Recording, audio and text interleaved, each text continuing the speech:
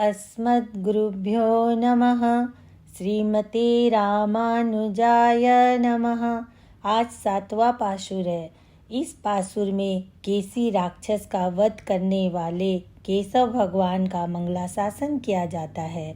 इस पाशुर में गोदम्बा जी सखियों को जगाती हुई कहती हैं, हे सखी, तुम्हें पक्षियों द्वारा की जाने वाली किसु किसु कल कल आवाज़ नहीं आ रही है क्या? फिर क्यों सो रही हो? दधि मंथन की आवाज़ नहीं आ रही है क्या? फिर क्यों सो रही हो? हमारे द्वारा प्रभात में किया जाने वाला भगवान नाम संकीर्तन की आवाज़ तुम्हें नहीं आ रही है क्या? फिर क्यों सो रही हो? सखी से कवाट खोलने की विनती कर रही है।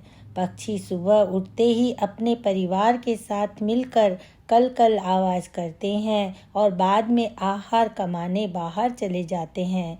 इसी तरह संसारी लोग भी सुबह उठते हैं ही सांसारिक विषयों की चर्चा करते हुए अपना समय गंवाते हैं। पक्षियों की तरह संसारी जीव भी भगवत संकीर्तन नहीं करते हैं। यहाँ पर दधि मंथन की आवाज़ सुनकर नहीं उठना, इसका अर्थ है अपने आचार्य जन शास्त्रों के सभी विषयों को लेकर हमें सारतम विषय का उपदेश देते हैं। इतने सारतम विषय का उपदेश देने पर भी जीव संसार में ही भटकता रहता है।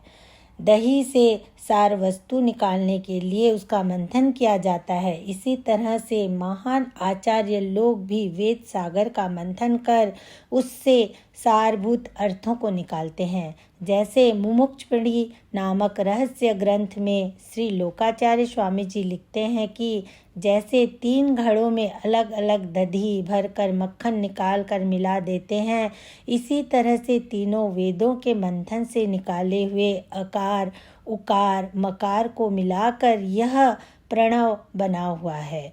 मंथन ध्वनि शब्द से प्रणव जैसे सारतम शब्दों के व्यंग्यार्थ सूचित किए जाते हैं।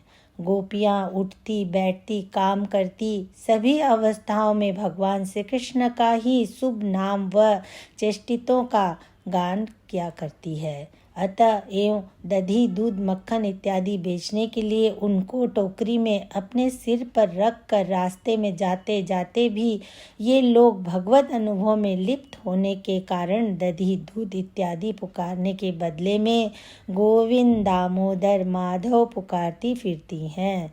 भगवत नाम संकीर्तन की आवाज़ नहीं आ रही है क्या? इसका अर्थ है अनेक भागवत जन भगवत कैंकर्य करने के लिए आह्वान करते हैं, लेकिन यह जीव सांसारिक विषय भोगों को भोगता हुआ भगवत कैंकर्य में भाग नहीं लेता। कवाड़ खोलने के लिए विनती करती हुई कहती हैं कि आचार्य अनुभव और भगवत चिंतन अकेले करना छोड़कर हमसे भी मिलकर करो। इससे विदित होता है कि भगवत भागवत कैंकर्य अकेले नहीं करना, सभी को साथ में लेकर करना चाहिए। जय श्रीमन नारायण।